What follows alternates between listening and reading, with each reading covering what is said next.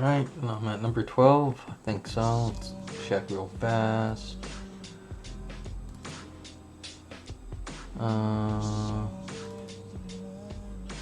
What is this? No, it says I'm only at 11. Okay.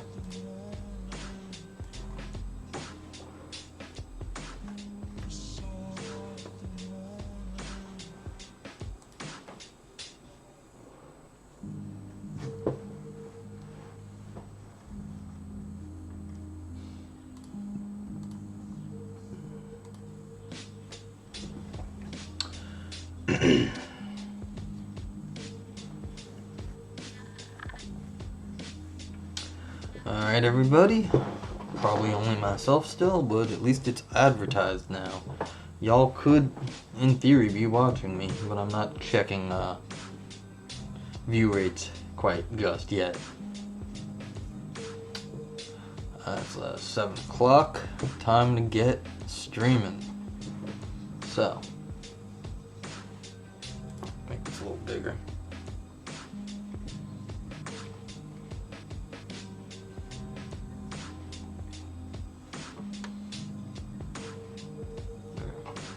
Looks good. Okay, so what are we going to do today? Could browse by topic. No, better just go roulette again. We had some luck with the thought journal. Could take a look at that again.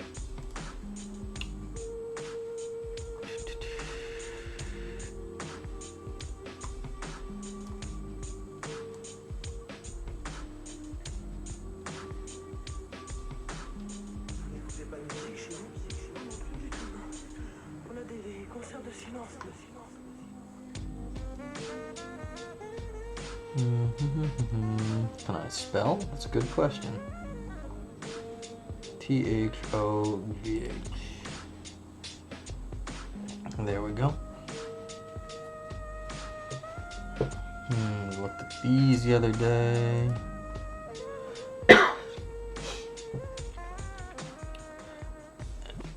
Let's see, habitual weakness.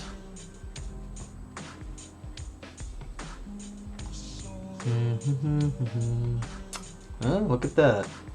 Got the wrong window. Interesting.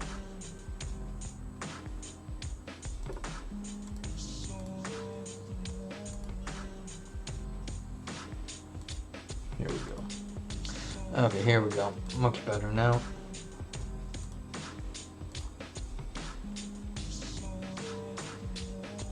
We just did in the last episode, individuating logic's a category theoretic approach. That was this morning. And what? Let me just keep going. See what else there is to be done. Oh yeah, demystifying the mystery room. That would be good. Why can't I know what a mystery room is? But unfortunately, oh yeah, then no. Did we? And we also did racial and gender generics. That was fun. Are contradictions believable?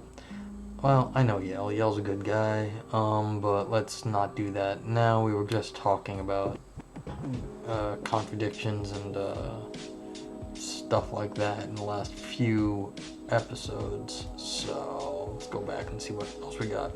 Same with vagueness, Mereology, conjunctions, all this. Yeah, all the same sort of logic-y stuff. Let's see. Yeah, paradoxes, more paradoxes, and contradictions, and hardcore actualism and possible non-existence. I don't want to be hardcore right now. I just want to see what we can do. Yeah. See, the problem with this is all sort of, I mean, they have a focus of thought, of course. I'm just trying to look for something a little bit out of the ordinary. Out of nothing. Hey, but again, we're back to Grand Priest. So, let's keep going. Well, you know, why should I hate on Graham?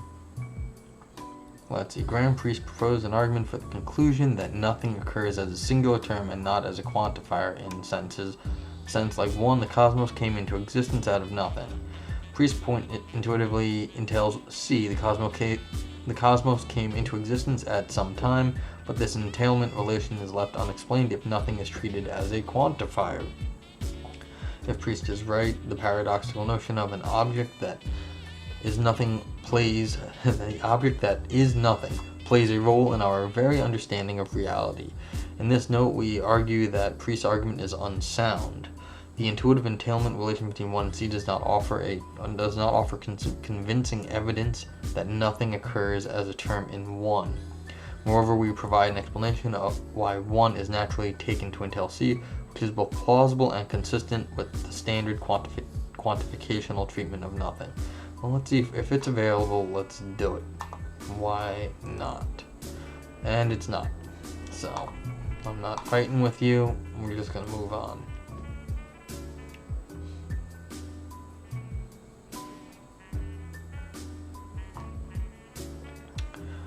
A response to Ramsey, famous plus merely syntactical, distinction between names and predicates. 3 attempts to meet this challenge are considered, and none of them address Ramsey's challenge. This paper concludes with a response to Ramsey avoids these pitfalls of these things. What if all value were conferred? I argue that the claim that all value is confirmed is incompatible with the view that the capacity to set ends is unconditionally valuable. While this objection has been made, I offer a rebuttal and then a counterexample to the rebuttal. I also argue that if value were conferred, then the Kantian notion that moral wrongness consists in practical contradiction is undermined. Mereological nihilism, keeping it simple. Didn't we see this earlier? Seems like this is also an interesting topic. People talk about this a bunch. Let's see. Nihilism states that there are no composite objects, there are only subatomic particles such as quarks. Nihilism's biggest rival, Mereological universalism, posits that vast numbers of composite objects in addition to the subatomic particles, and so nihilism appears to be the more ontologically parsimonious of the two theories. If this is the case, it's a significant result for the nihilist. Ontological parsimony is almost always thought to be a theoretical virtue, so a nihilist victory in the parsimony stakes gives us... Let's find out what it gives us. Still can't download it. Well, maybe the ePrints might have it. Okay, that's good enough. I can work with this.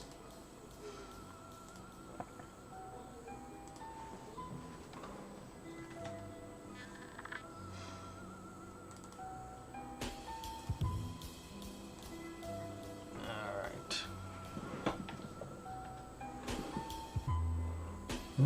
No? Did not go? There we are. Okay, so now we've got...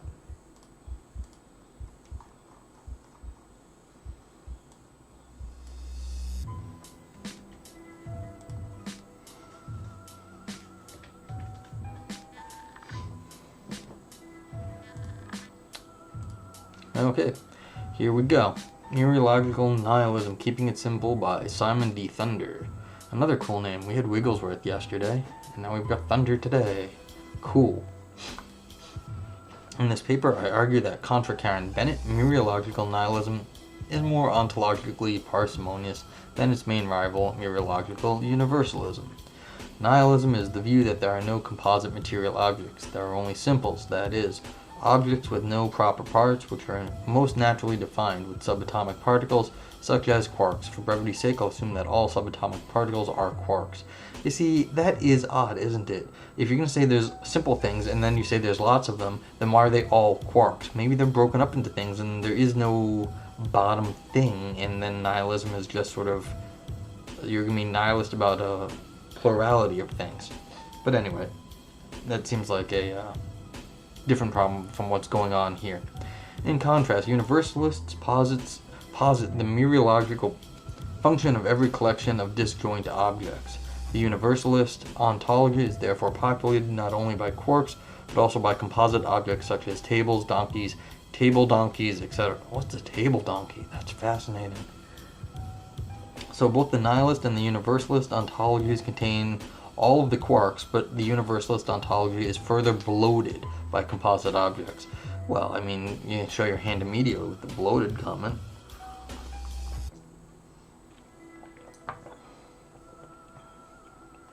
There is thus a prima facie case for nihilism being more quantitatively parsimonious than universalism because it seems to posit fewer entities. 2. Core, and more qualitatively parsimonious because it seems to posit fewer distinct kinds of entities. It doesn't posit composite objects. Yeah, but then the arrangement has to be massively more sophisticated of these things because you have to build all the other objects out of the small ones, and so the arrangement of these things has to be massively sophisticated.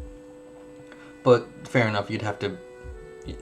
The universalist probably has to build the objects up in the same way. So I guess you would still have that sort of complexity of arrangement in the universalist position too.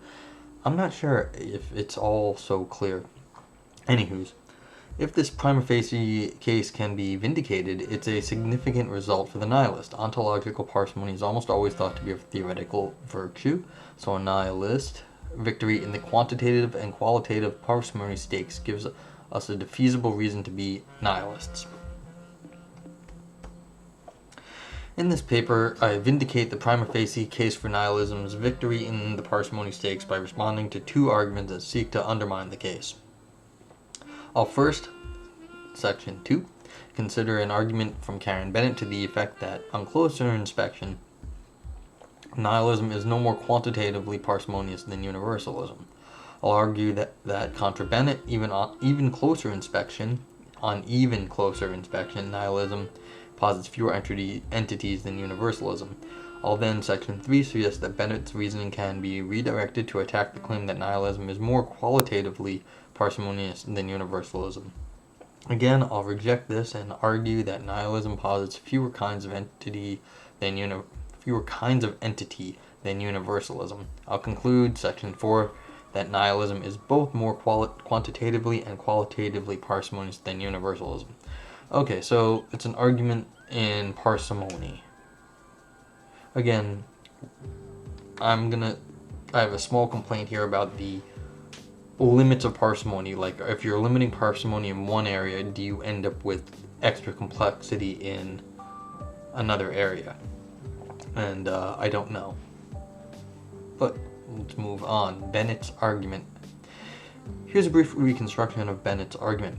1. Theory A is more quantitatively parsimonious than Theory B if and only if A posits fewer entities than B. 2. Properties are entities. 2 is controversial, but Bennett claims that if it's false, then a more complicated nominalist-friendly version of her argument invoking ideological parsimony can be made instead. I'll grant that she's right about this and won't dispute too. Yeah, fair enough. Usually you can shift stuff around. It's not going to kill you, but the devil's always in the details. 3. For every composite object posited by universalism, there is a per plural property. I'll say more about these below. Posited by nihilism. I've never heard of a per plural property. That's kind of exciting. I guess let's call them purple properties because I don't know if I'm going to be able to say it.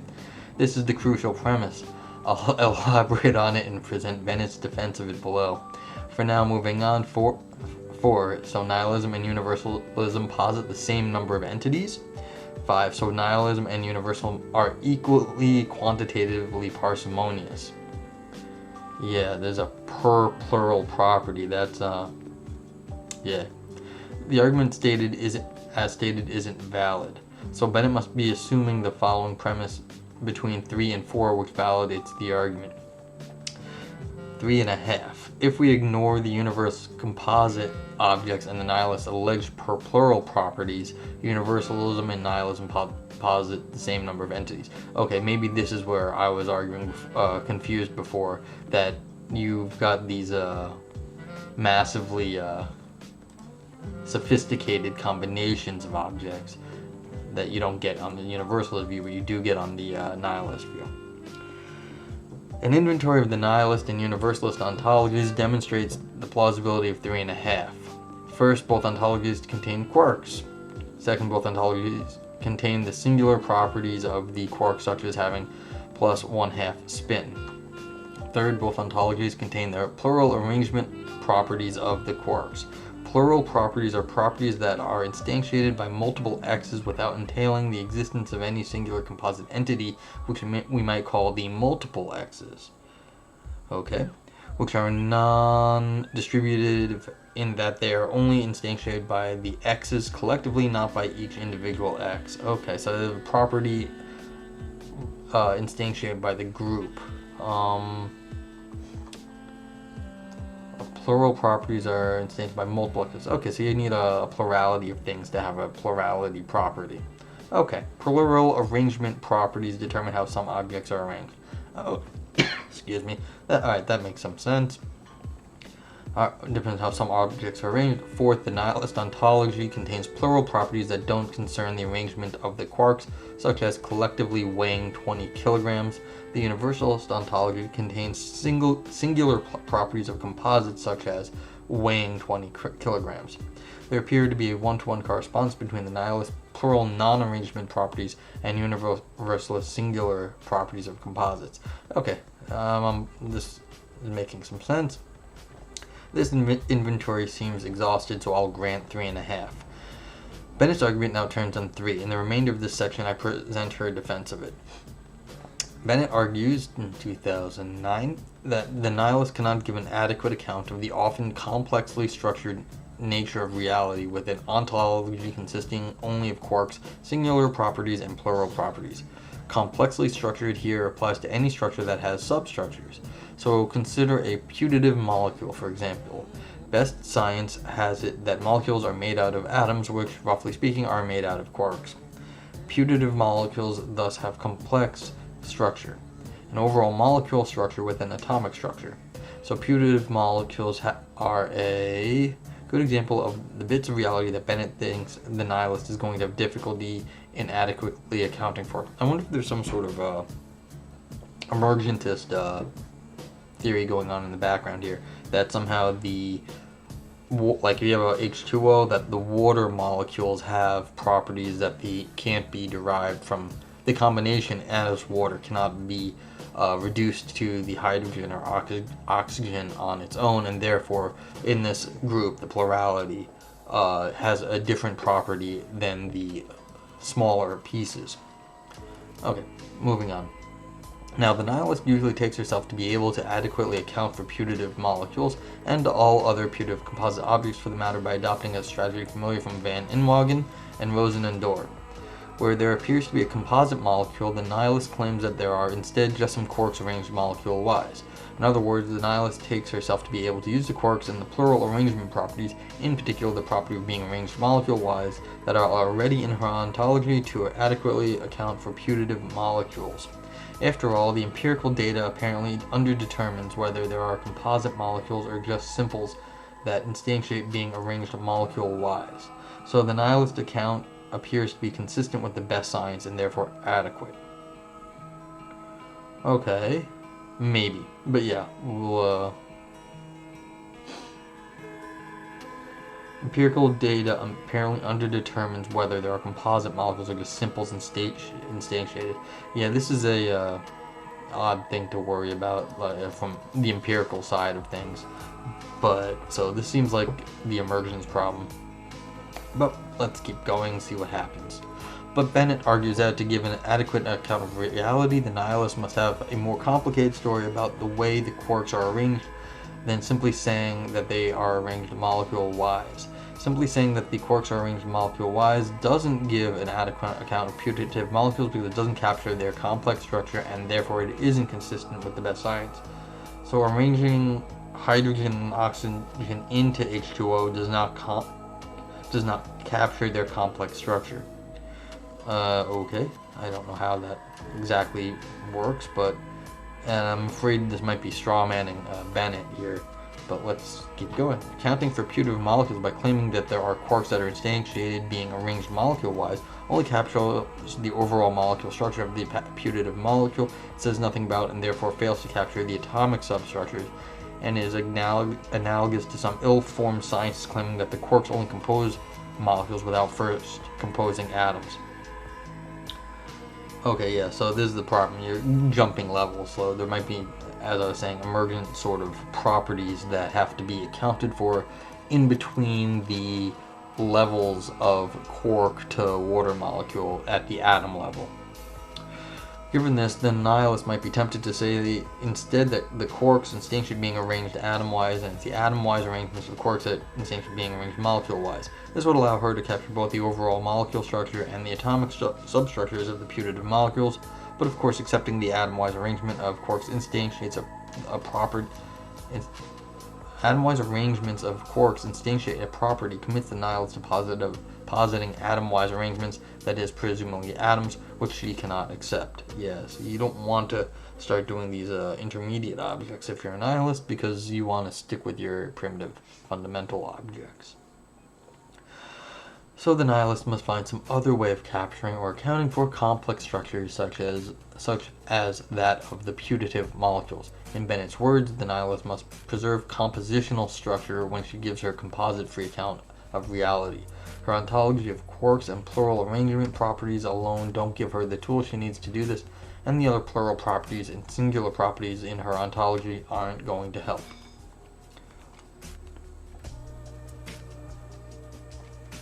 Bennett concludes that the nihilist must inflate her ontology with new complex arrangement properties that the nihilist can say are instantiated by the quarks, and thereby allowing the nihilist to capture complex structures in reality. I'll call these per-plural arrangement properties, because the bit of language that describes them is called per-plural predication. Keanu, why did you have to say that? I mean, that's tough.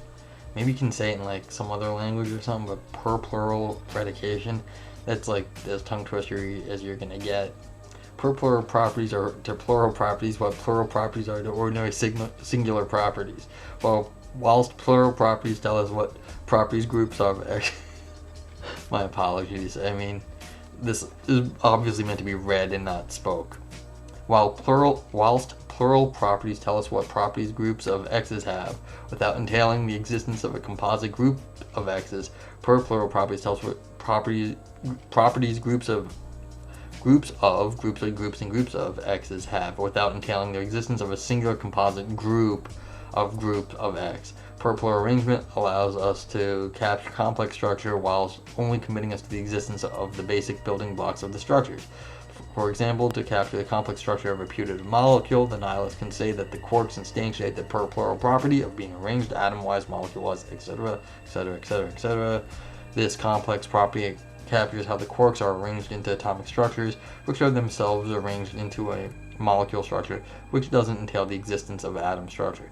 Well, I'm not quite buying this story. I don't know if the author is going to hang much on this, but I mean, is this just a semantics game where you're just calling what one person called the objects, like the compositional structure here that the nihilists want? They're just calling it a per-plural arrangement of properties. I mean, is that just popping one jargon for another and saying, well, this jargon's okay and that one isn't? I'm not so sure.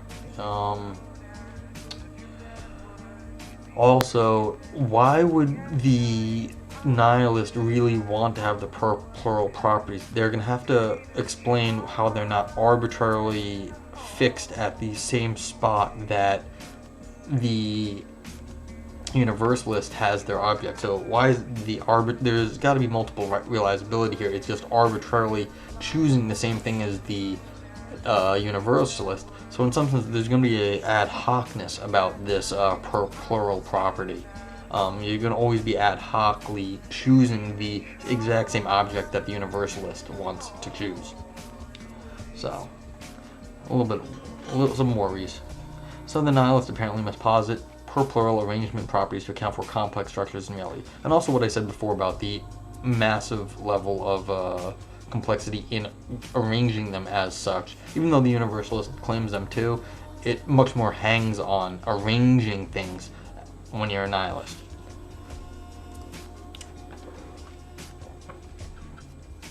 Yeah. Tongue. Oh, this is hard.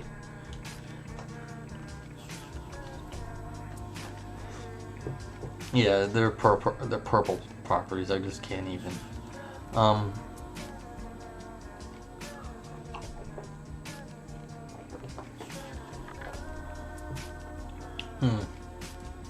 Well, that's interesting. Why is this,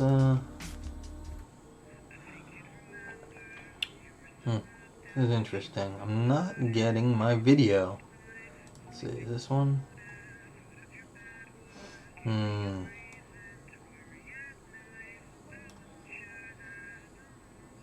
Yeah.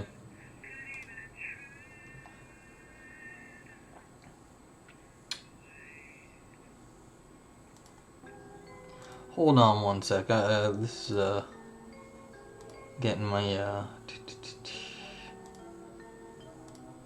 There we go. I mean, some of these things, yeah, I'm gonna have some trouble working out, getting the chat working correctly because the window, once you have multiple Firefox windows open, it just sort of gets a little silly. That's good to know that I had multiple chat windows open. I didn't see it, and interesting. Okay, things to learn. Yeah. So, okay, let's get back to it. I'm sure you are enjoying this presentation. So the nihilist apparently must posit per plural arrangement properties to account for complex structures in reality, and claims Bennett the nihilist must posit one of these per plural properties for every composite object the universalist posits. For example, where the universalist posits a composite molecule, the nihilist must posit being arranged atom-wise, molecule-wise. If this is right, then it follows that 3 holds. Given that I've granted the other premises of Bennett's argument, if her defense of 3 succeeds, then her conclusion that nihilism and universalism are equally quantitatively parsimonious follows. In the next subsection, however, I'll say why 3 is false, and should be replaced with a different premise that generates a different conclusion, that nihilism is more quantitatively parsimonious than universalism. A recount.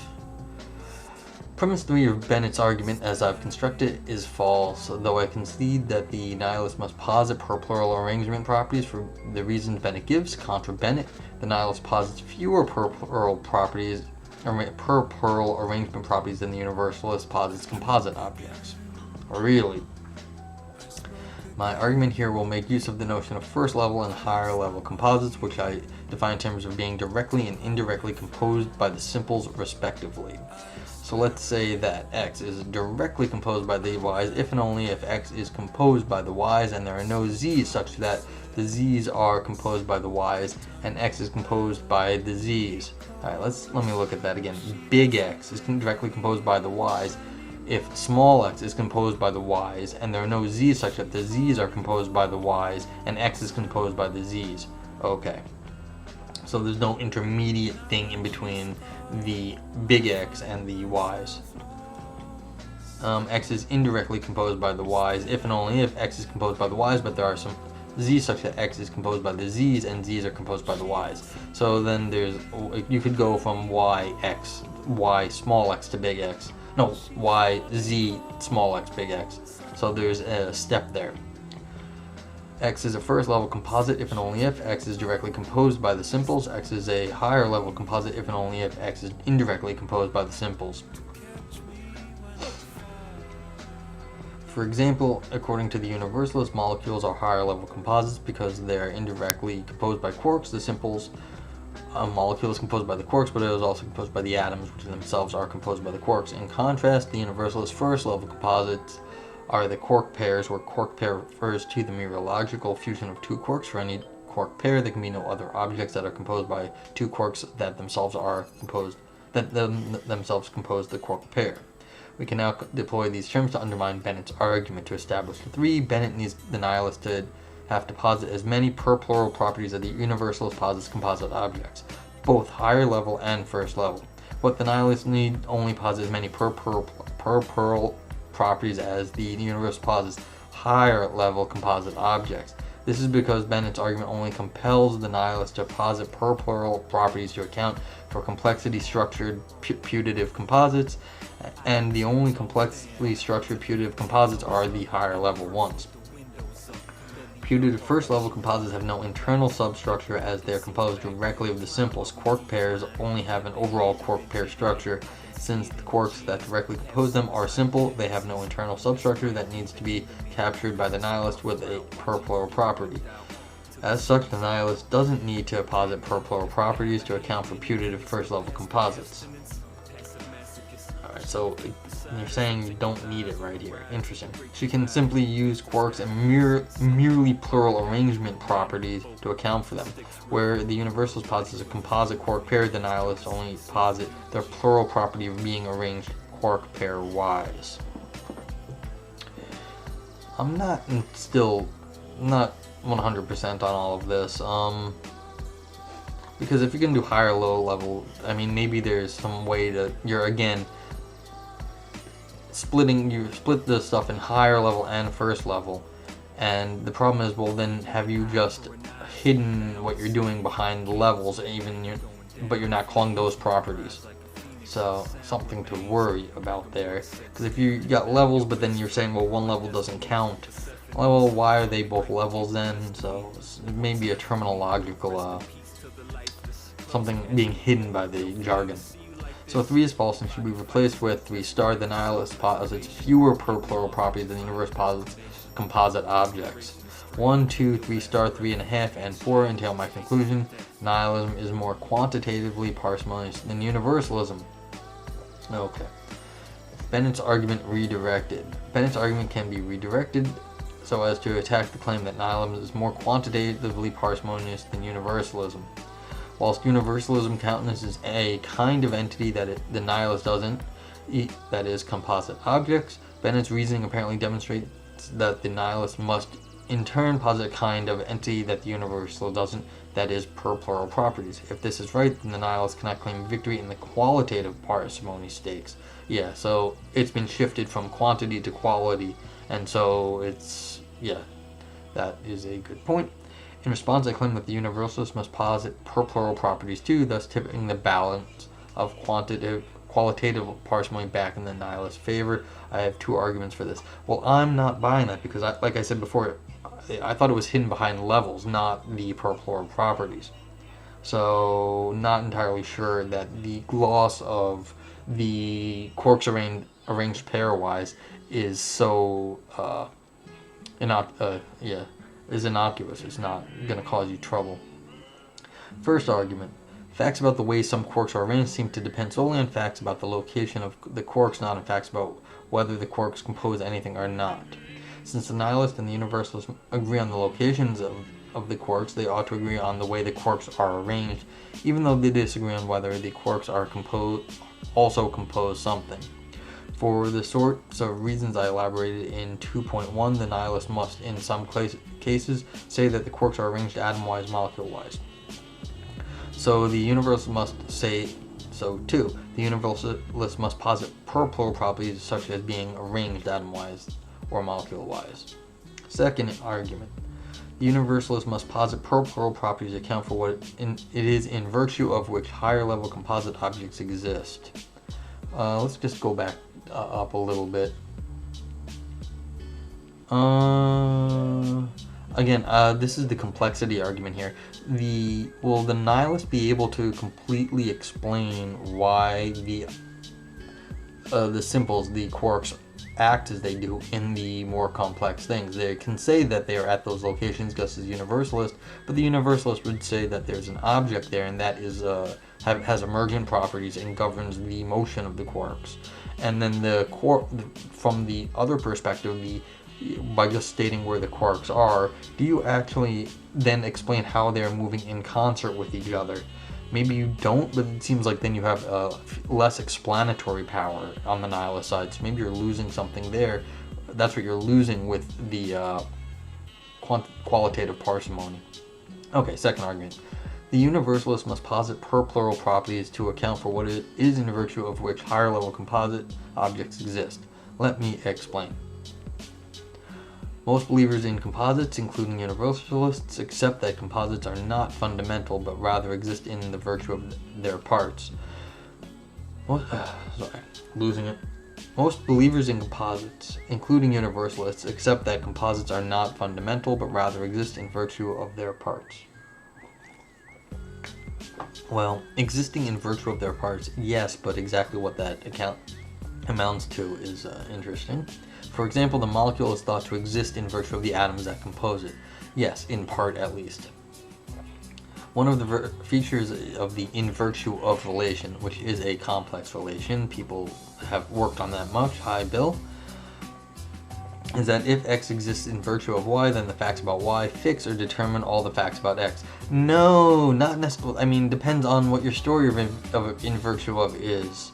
I mean, I'm sure you can take Schaffer's word for it, but I'm not entirely buying that is the extent of the in virtue of relation. So, facts about the atoms are supposed to fix all the facts about the molecule. See, this is denying the emergence that I was talking about earlier. I think that's a contentious bit. Maybe I'm wrong about this, but I'd have to go look up the emergence between atoms and molecules.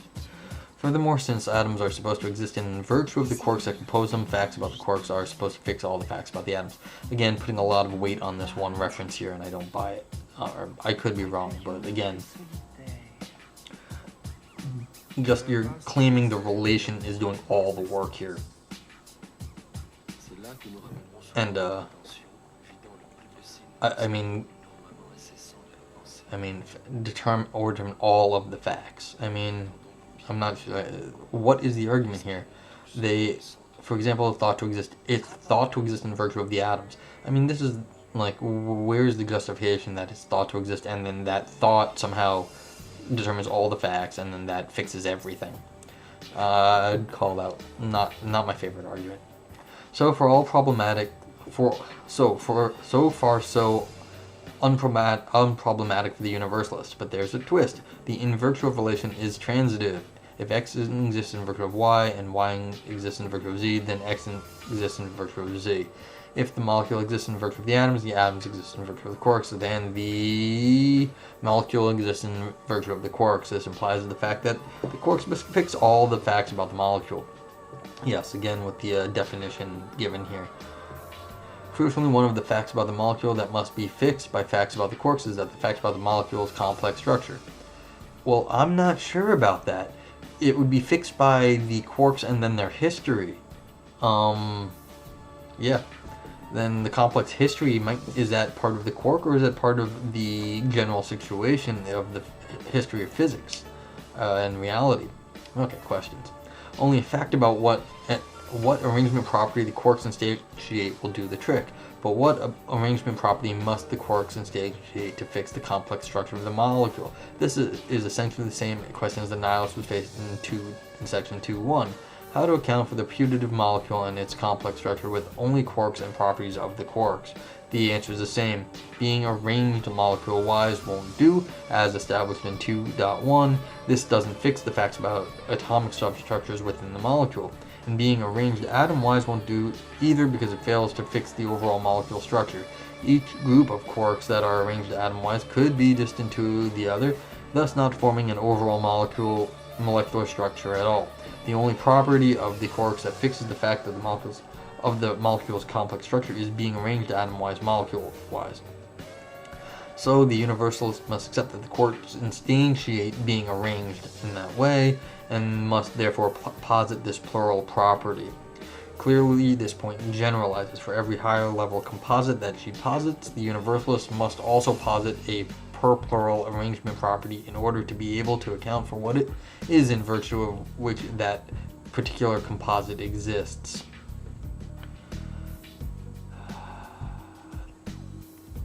We thus have two independent arguments that demonstrate that the universalist must join the nihilist in positing per plural properties. Since the universalist also posits an extra kind of object, i.e. composite objects. Her theory is less qualitatively parsimonious than the nihilist. What kind of kind do you mean? Finally, let me address a potential objection to the foregoing argument.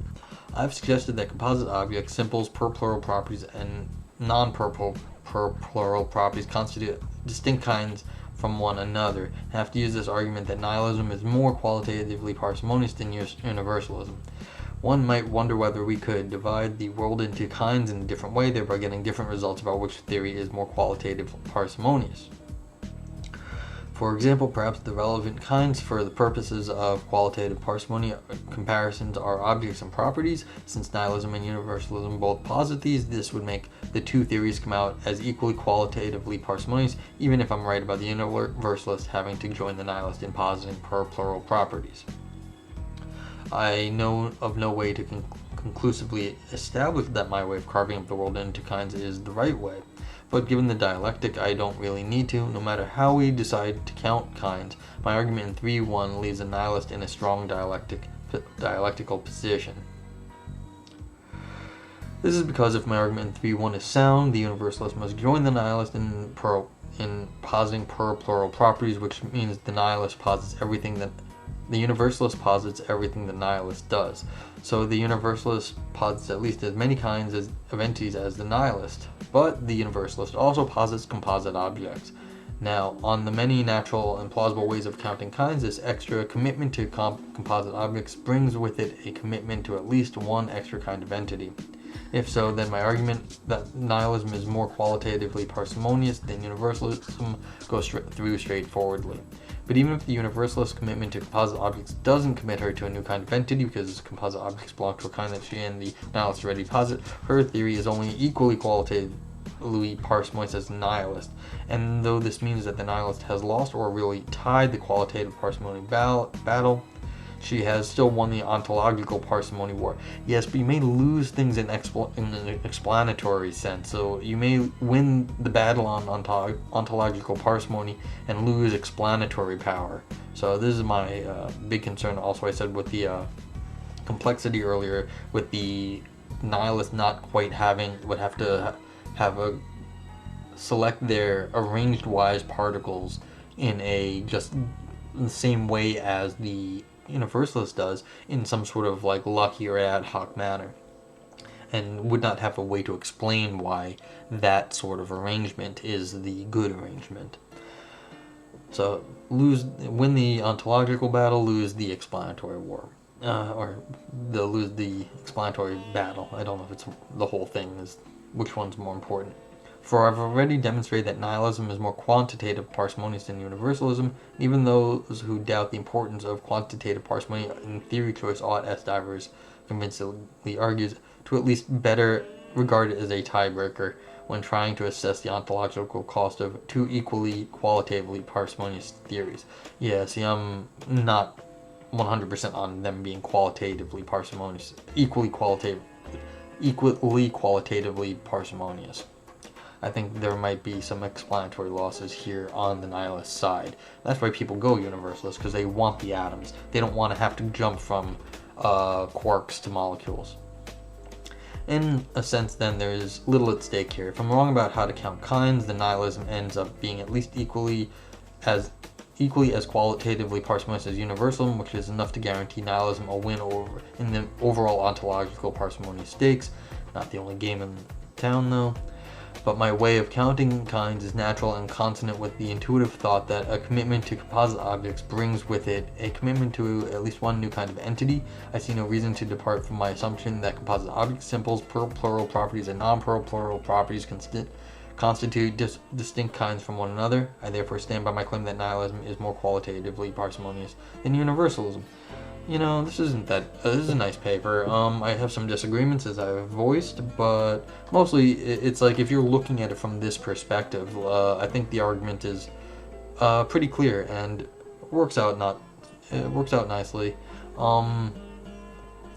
It's just I'm afraid it's a little too narrow in scope to have a ton of force, but from this ontological parsimony perspective, it does a nice job here. So thanks for oh, I missed the conclusion. Oh no. Okay. I conclude that neither Bennett's argument nor the suggested redirection thereof succeed, and that nihilism is indeed more quantitatively and qualitatively parsimonious than universalism. This is significant if, as often supposed, ontological parsimony is a theoretical virtue, then we have a defeasible reason to be nihilists. Yeah, but there are other virtues, again. Okay, thanks for listening. Leave a suggestion or comment if you want, and I'll see you next time.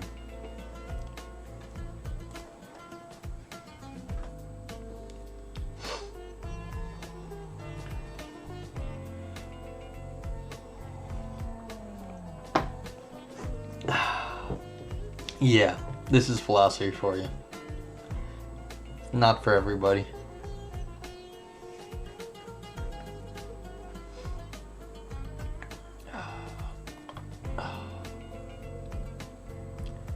I'm gonna cut the stream, so I'll probably lose this. I may do another one right afterwards.